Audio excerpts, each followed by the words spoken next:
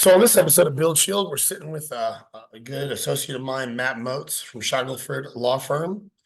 We go over some of the premier topics that a lot of contractors are facing right now. The ones being the top 5 reasons why people wind up in litigation and ways to avoid them, and some other scope issues. So without further ado, hey Matt, how's it going?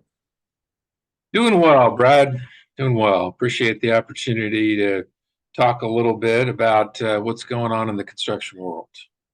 Outstanding. So I guess we'll get right into the nitty gritty. What do you see the most as far as, and this is some of the stuff that I'm encountering as well. From a litigation perspective, what is the definition of liability? The definition of liability, that almost sounds like a trick question. Yeah. But definition of liability, in a commercial construction case is going to come down typically to scope Yes. as to whose scope it is to do what work. And then from a standpoint of did they stay within the scope? Did they follow the plans and the specifications? If they did deviate from those plans and specs, did they get permission and written authorization in the form of a change order, an answer to an RFI, or not? Okay. Uh, Outstanding. So limiting liability is about understanding what your scope is, making certain that you do what you say you're going to do, and of course, responding to RFIs. I've seen a lot of this here lately. Actually, we had a couple cases here lately where that became a real issue for a contractor who continued to work on a project despite the fact that he was not being paid, and he suggested change orders. So, what does that bode for? Referring to the contract, he did have it in the contract, standard language that they would be able to submit RFIs and change orders for the amounts covered, and he did. He went through the due diligence. But the thing is, when that occurs, when we have legal liability of somebody and there's overlapping scopes, I want to know, what's your experience with the trades as far as how much that liability is taken up when somebody does not adhere to their scope. I mean, it's going to depend on how either the owner or the general contractor looks at it. Some take the position, I don't care whose fault it is, it's not mine. So you two need to work it out. And others take a much more hands-on approach and make sure that they understand what has happened, whose scope is, in between, framers and window installers, for instance. You're going to have a really close overlap. They study those very closely, and then they determine who they believe is at fault, and they back charge that party. Mm. Make that determination. So instead of having the subcontractors fighting with each other, the general steps in and says, I'm going to figure this out. And whoever's at fault, because we're now incurring these extra costs, I'm going to back charge that particular subcontractor. Mm. Or ultimately, if it's toward the end of the job, withhold it or deduct it from retainage. Okay.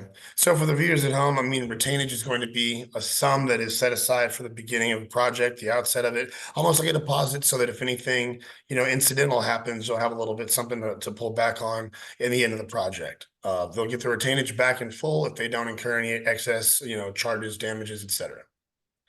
That and to protect the owner and the general contractor from a supplier somewhere down chain that if they make a claim, uh, they've got something to dip into to pay it if they absolutely have to. I mean, obviously, the indemnity provision back to the subcontractor is going to put it on the subcontractor, which a little footnote to that is depending on who I'm representing in the chain, if I'm representing the subcontractor, I don't want obligations to indemnify and defend for lien claims if I haven't been paid. Mm. So I typically put in a provision that says, so long as I've been paid promptly and correctly under the contract or some version of that. Mhm. If that's the case, Mr. Owner and Mr. Contractor, then I will take care of what's downstream because you've now shifted that risk. But if Mhm. you haven't paid me, I shouldn't be responsible having to pay my subs and suppliers downstream. And that usually gets accepted. And most general contractors think that's relatively a fair arrangement. But that's one of those allocations of the risk standpoint with regards to downstream people that you have no control over. Yeah, and that's a good thing I mean, if you can mitigate that risk, that there's too much downstream to be aware of most of the time. Okay, so right into the next topics, we have the top 5 reasons people wind up in construction lawsuits. So, what are you seeing? I'm seeing that the top is changes in scope. We just covered that. The second is incorrect design. Can you elaborate on that a little bit? Well, not incorrect as much as incomplete. I Okay. mean, where it really comes into play is multifamily. The design for multifamily leaves a lot to be desired because there's lots of missing pieces to the puzzle, which puts the general and the subcontractors on their toes to make sure that when they're bidding the job, first and foremost, they're asking the questions to fill in the blanks. And then when they start working on the job, that they are prompt in bringing those kind of things to up the chain's attention, because otherwise you're going to get stuck. And if it requires much more material or much more labor or man hours, and you haven't raised your hand and objected in a timely manner and made a claim, you've kind of bought it. Yeah, yeah, and that's the unfortunate byproduct of not doing your due diligence and making sure that you keep Yeah. on the ball when those things are going on, because those charges, they incur very rapidly and over Yeah. a long project, especially, we have issues with design flaw, even from the dirt work perspective. I've seen people go into excavation jobs, not being able to see what's underneath to get in proper geotech, and they just cast it aside, and then it ends up being 3 times the price of the original project, especially in San Antonio, places with like heavy, limestone deposits and sedentary rock. You come into these things and like you just trust the engineer, you trust the design, and later Well, on, you have the caves that you run into in Austin and San Antonio, oh yeah, those two. which are really problematic. Yeah. One thing I didn't mention on our list because we kind of thought we were done with this, but we're still having supply chain problems. Mm. Part of it was not necessarily COVID as much as post COVID, the demand went up so much in particular areas, especially since everybody saw the interest rates going up. They felt like they needed to get to market and start building. So force majeure letters coming from suppliers are still coming today. Mm. There is still an issue out there, and I can't predict for you what it's going to be. It's always different. I saw one for electrical gear with long lead times of over a year that we got a force majeure letter that's pushed it out another 6 months for certain particular electrical meter boxes. But that's still an issue. And of course, that pushes things into litigation, because if you have supply chain issues and you've got, for instance, from the general contractor's perspective, you're incurring your general conditions on a daily basis, and you're now out 6 months because of something was beyond your control. Somebody's going to pay for that. Someone has to. Yeah. Yeah. So in these things, I mean, and here's the thing: we see the suppliers, and this just put this in my mind. So I'm seeing a lot of purchasing going on as far as materials are concerned. For example, lots of the concrete suppliers are coming under one banner. You think that's motivated by a similar impetus? You think that that comes from the same kind of evolution of people being motivated by what happened during COVID, supply chain issues, et cetera? Or do you just think that it's a power grab?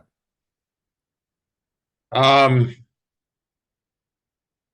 it could be a power grab. But from more really to the point that during COVID, what contractors had requested for years, owners started actually listening to the effect of, let's buy it now. Mm. I send you one raw request. All it is for this concrete or this steel package or whatever it is. We lock these prices in. Maybe I don't even take much of a write up, a markup on it, because it's more important we get this secured and we get it in a secure location, or if we can store it on site, even better Mm. than to wait even 30 days. So a lot of contractual negotiations started turning that way to where you tried to identify, especially anything that's long lead items or large packages, to just kind of separate those out. And the owner agreed to do it with the ones that are forward thinking. I'm going to save money and I'm going to save myself, more importantly, the headache of some potential cost escalation if I agree to this up front. Yeah. So that became a workaround somewhat for the cost escalation nightmare that took place for a couple of years. Yeah, the cost escalation nightmare was something. And the thing about like all of this that we're talking about, steel, concrete, rebar for a while there was just skyrocketing, and you couldn't get anything in, over 6 months because people knew that the rates were going to fluctuate so greatly. Have you seen that kind of settle down as far as supply chain stuff's concerned, as far as the For the most part, it has. I mean, the things like Romex that was running really high for a long time, that leveled out. I mean, the lumber industry is somewhat calmed down a little bit. I mean, obviously, demand has decreased somewhat because of the interest rates. I mean, in Texas, we never know really what's going on in the rest of the country because we're still, at top production or pretty darn close to it. I mean, we do have some people sitting on the sidelines, but the other amazing thing is when the interest rates get to that such a point, the individual investors who 2 years ago wouldn't be in the ballpark are now coming off the bench and saying, well, I've got money. I can yeah. loan it to you. And I'm still going to make a lot of money and I can undercut what a bank would loan it to you.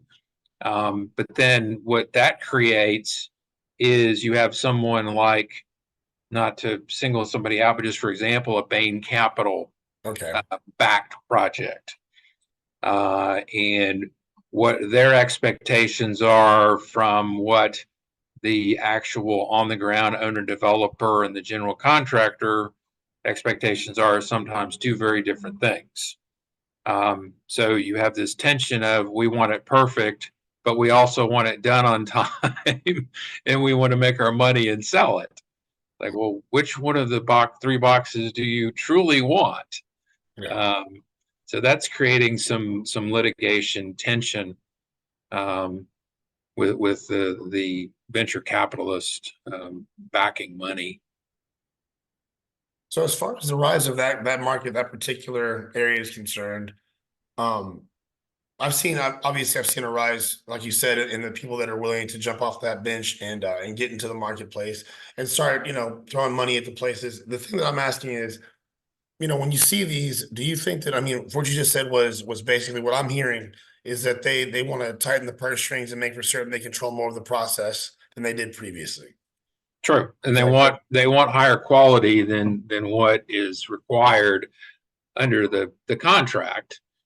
And your specifications are your specifications, but when you get down to finish out items, how nice that those Okay. look, no matter how hard you try to tighten the specifications, there's still going to be some fighting over that. There's going to be some fighting over the how do you close out the project? How do you finish up the punch list? What's the exact standards that you're looking at?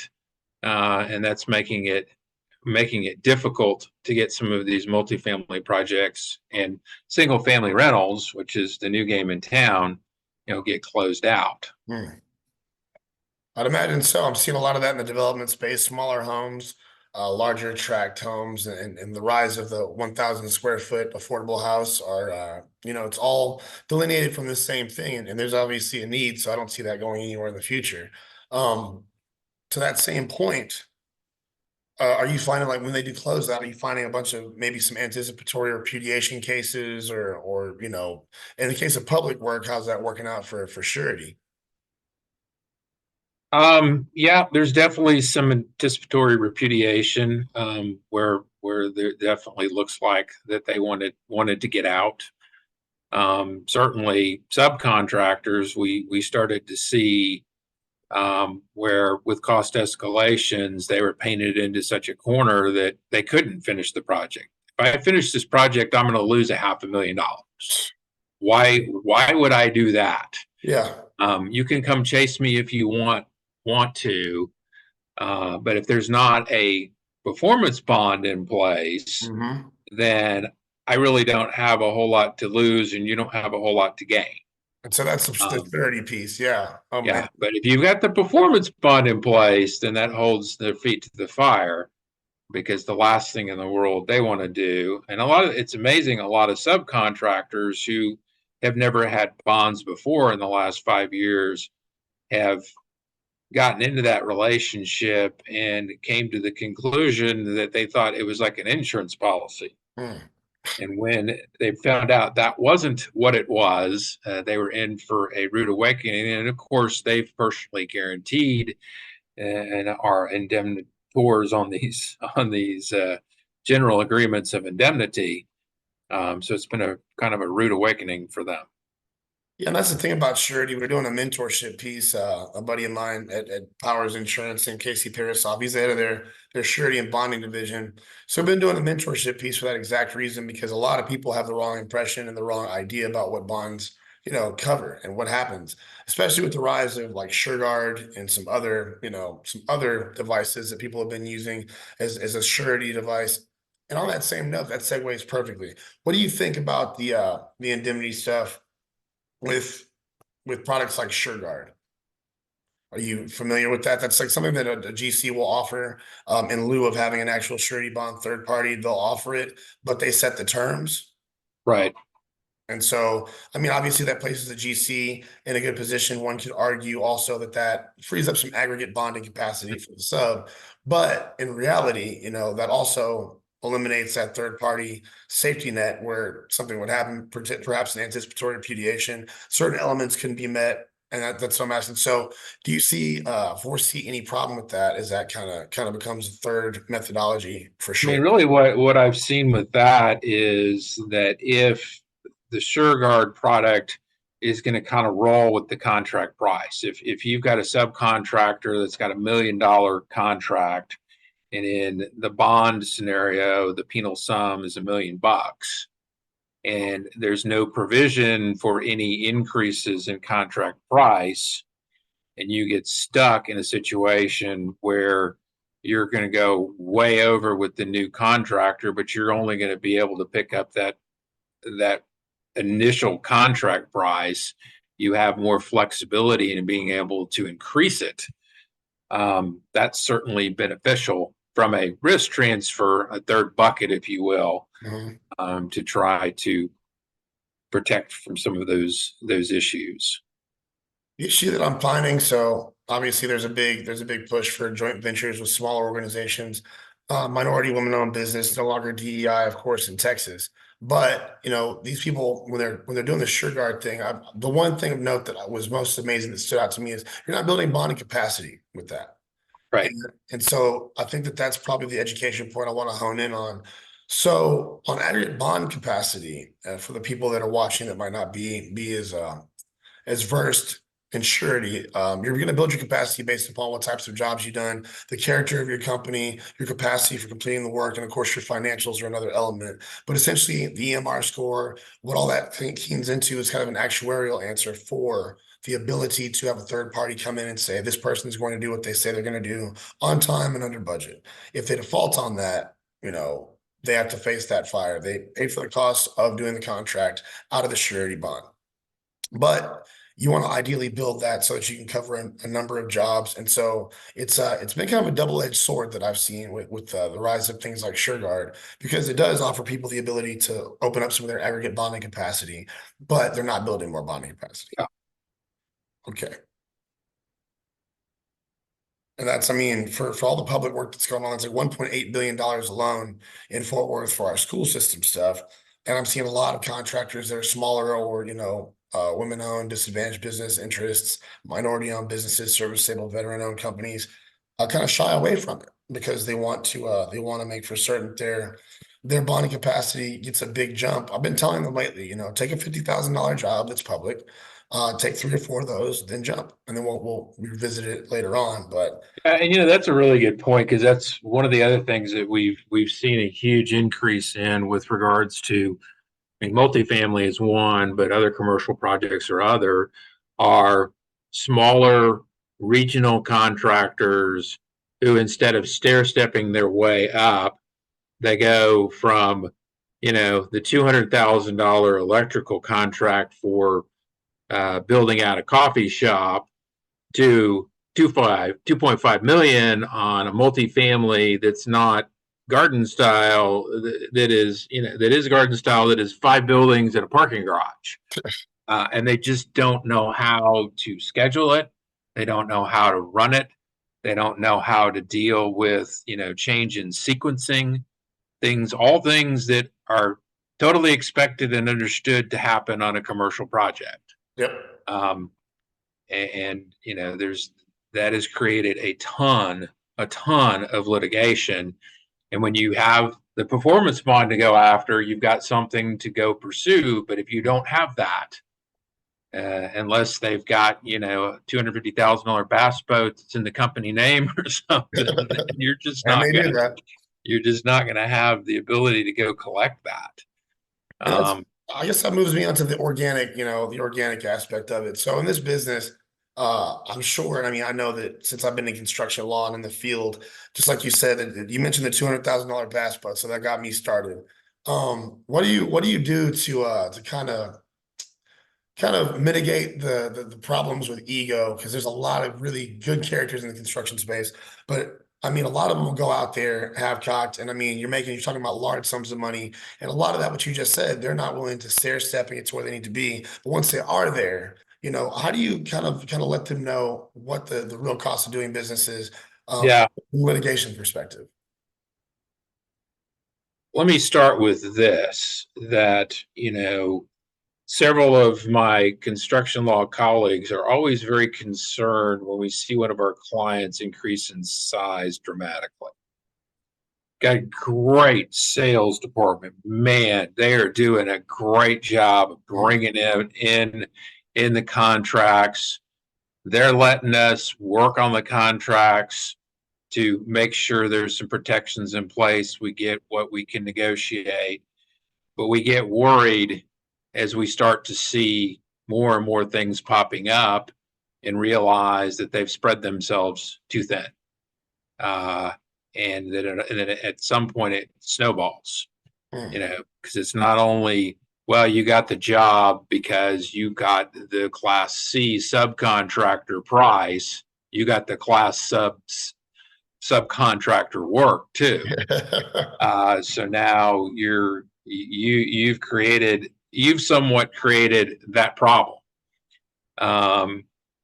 So, that's one of them. The other one is really battling with clients sometimes on contracts. When you draw the line in the sand and say, look, these are legal issues, those are business issues. I've been in the business for a long time. I'm just telling you, what you're getting ready to do on this business decision is a bad idea. This is not going to work out well for you. To get them to listen to some experience.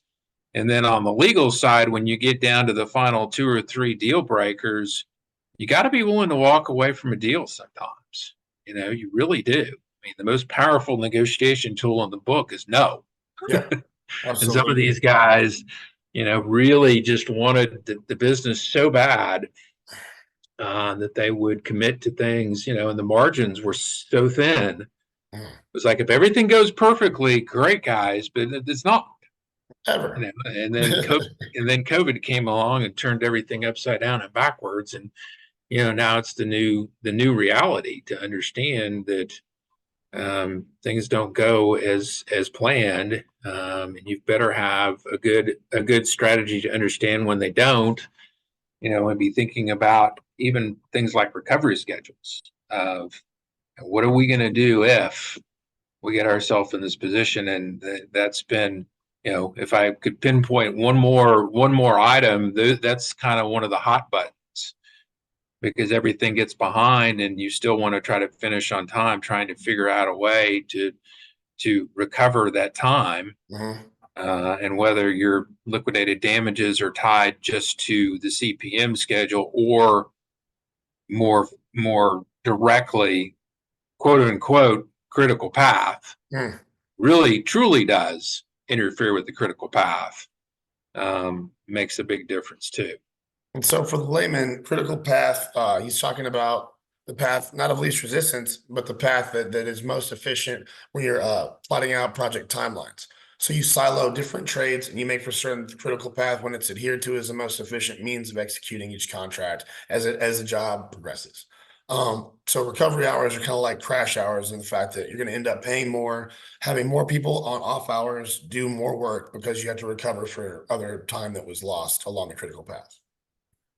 And you And kind of have so, to build that concept into your budget a little bit, so you've got a little bit of flex in that. hmm, You know, the other thing I've seen is if you negotiate liquidated damages and then you get a bonus provision for finishing early, that's somewhat of a pipe dream. And I think it may actually work against you, because if you do have an owner that is thinking along the lines of, well, you know, the bid that you guys gave on the front end was really good, but on the back end, it's kind of expensive. So we kind of want to get rid of you. So, and you want this bonus provision. So we're going to try to figure out ways to get in your way. I yeah, mean, I've seen more truly intentional interference getting into the means and methods by owner developers. And don't get me wrong, I represent some owner developers, but it's been in the last 6 months to a year that there's been a lot more of that. And it used to be they would completely stay away from that. They don't want any part of the means and method, because you get into it and you start controlling it, you buy some liability by doing that. yeah, you buy into the liability. You do. You know, That's what I was going to ask you. Like, have you seen that play out in court in just that way, where a person has that? It's an incentivization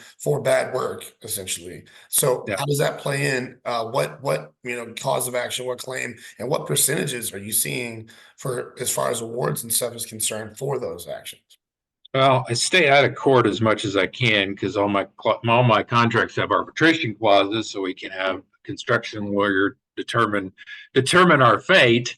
But when you do ultimately end up in court, um, you know, from an intentional interference standpoint, in front of a construction arbitrator, they see right through it pretty quickly. They can, if you're at the courthouse in front of a judge or a jury, you really have to paint it a very clear picture of exactly what it is they were doing, and then motive. You know, why? Why would you intentionally interfere with your own project? Why would you not want it to finish on time? Why would you do these things to the contractor? And it's harder to explain that why, to where as an arbitrator goes, I get it. I know what they're doing. I see Yeah. this. I see what they're up to. And so that's it's probably a really good tipping point in some of those cases, I'd imagine. Yeah, you interfere with it, and they see the sizable award over here. Ah, you don't want to pay that out, so this is what you did. Yeah.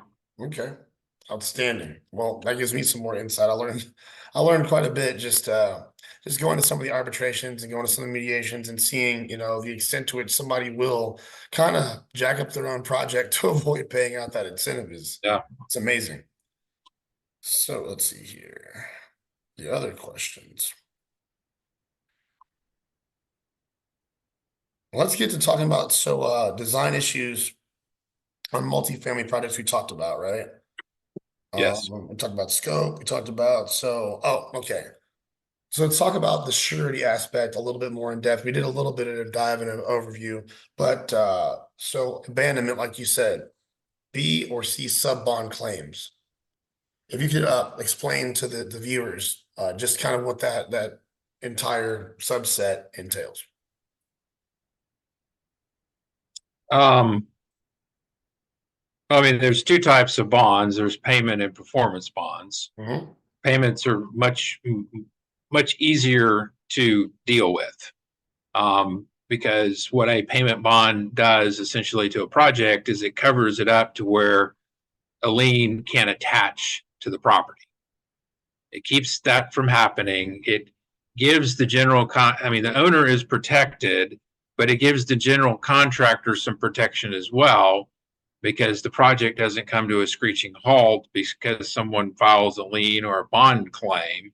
It can carry on until the end, or until the window of time is where the owner catches up on payment and payments can be made.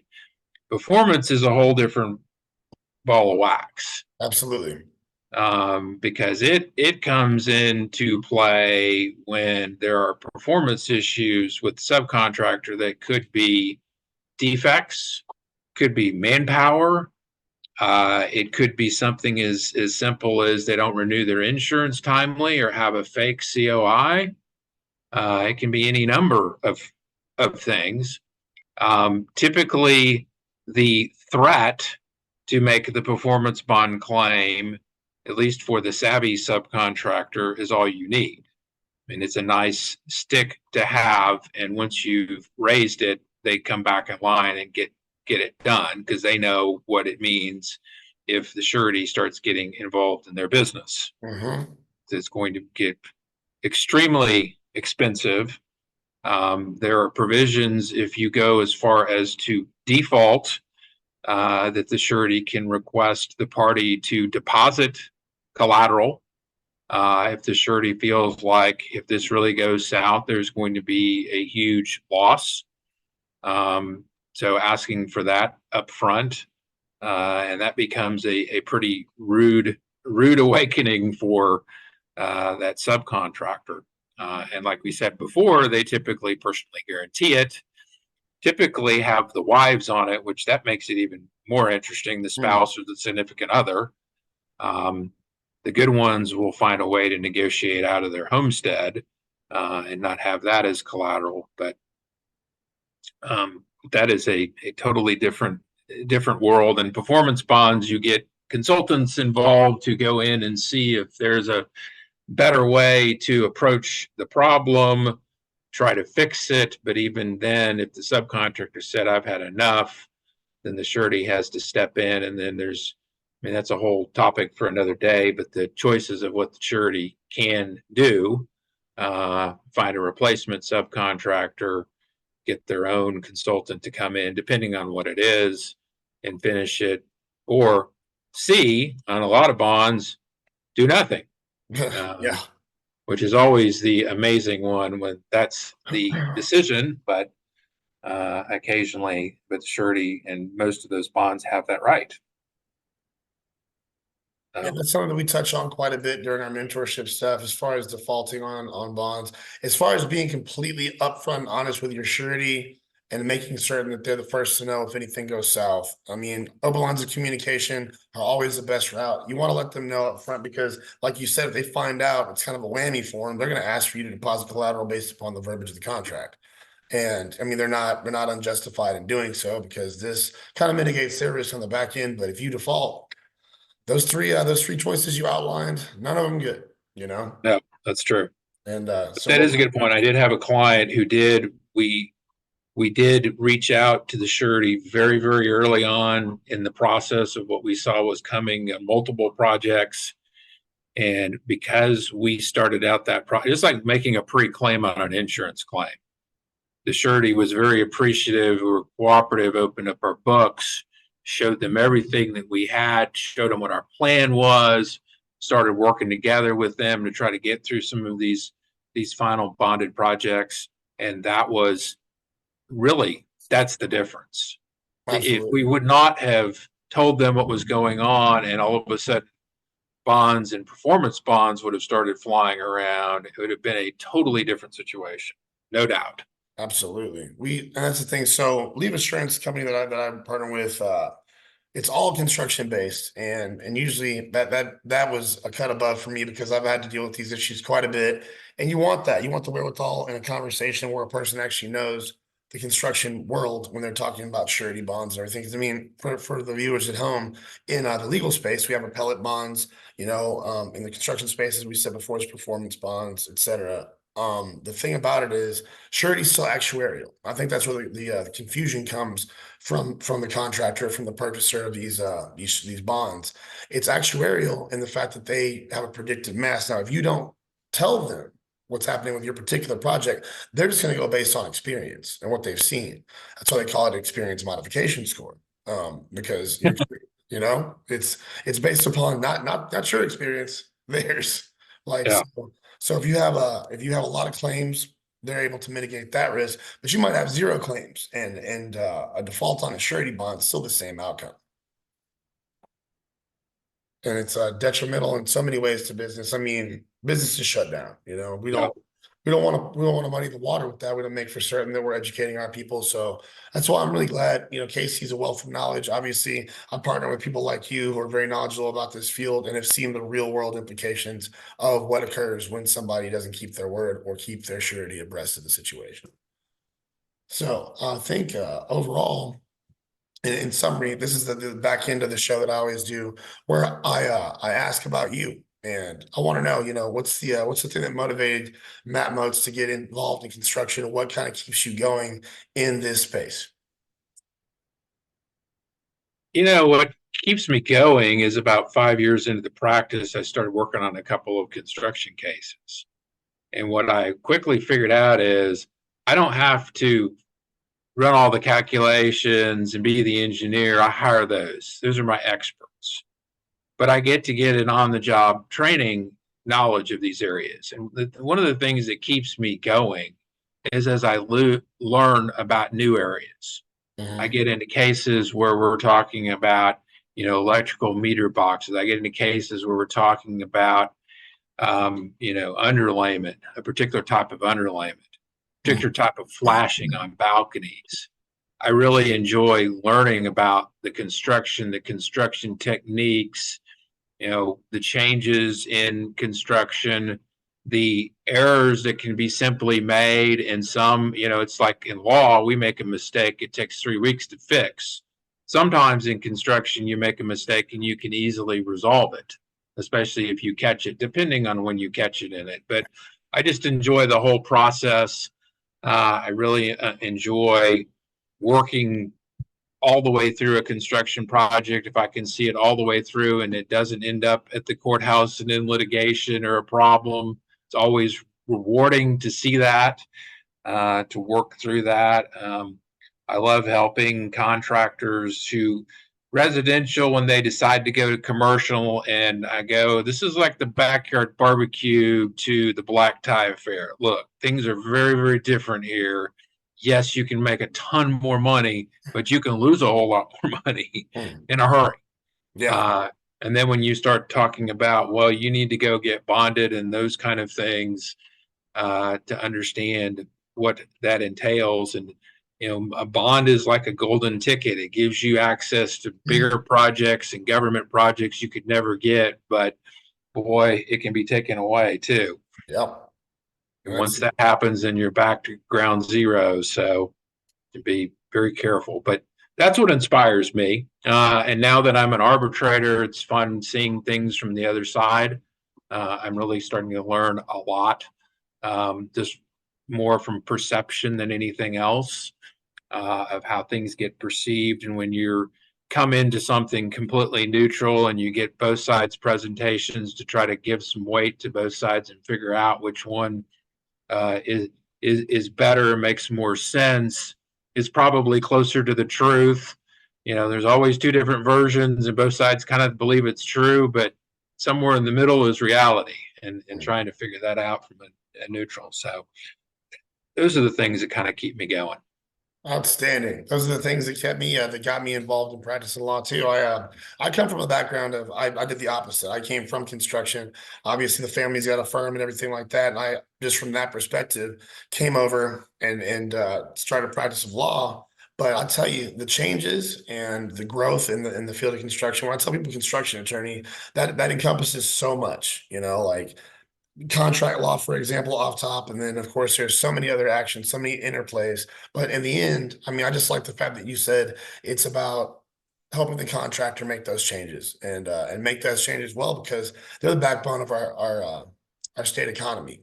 You know that and oil and gas, right? But yeah, I really appreciate you in that aspect, Matt, because a lot of people don't have a full grasp of the breadth of what this business encompasses and the people that are employed by these businesses and the Yeah, people that have families that they support vis-a-vis their activity there. And we really have a chance to shine when these people are educated and they have the ability to court the right work. yeah. So, And I love it when I work with a client and it's interactive. We're asking questions back and forth. They don't get upset when I'm telling them, no, I don't think that's the right answer. Here's what we ought to do instead. And they say, well, what about this third option? I'm like, well, that's not a bad idea too. And to be interactive from the legal and the construction standpoint to come to a resolution of how we want to approach a problem is always enjoyable. I love it. I love the fact that these people that we work with in the construction space are sophisticated clients, and the fact that they know their business for the most part. Yeah. And when they don't, what you don't know, you don't know, and so they hire us. But once again, these things being said, what was your original background? What field of law did you come from? Was it just business law, and you're It motivated? was pretty much just general commercial litigation with a little bit of real estate. Awesome. Uh, I really never, I did a few personal injury cases on early on. Found myself in a couple of family law cases, which never again. But once I got to construction 5 years in, I really kind of honed into that and tried to hang on to that being my bread and butter. And today it's 90% of what I do. Outstanding. So did you do the board certification here in Texas? I did not. The first year that it was offered, I was signed up. I'd gone through the entire process. I was started studying for the test, and my dad got real sick down in Houston, and I had to go back and forth 5 or 6 times, and something had to give. And I have not, I have not been able to get back on that track. But it's something I still may do. Well, the Um, enormity of your success and your experience probably kind of replaces a need for something like that anyway. yeah, yeah. There's several of us that have talked about that very thing, but I've got a young associate who's probably going to take it in a year or two, and I told him, if you do that, then maybe we can take it together. Outstanding. So, Walk the walk together. That's yep. awesome. Well, it's been great talking to you, Matt. I really appreciate you for sitting down and giving some of your time and wisdom. And I look forward to talking to you again soon. Once again, Brad Douglas, this is Matt Motes, BuildShield. Thanks.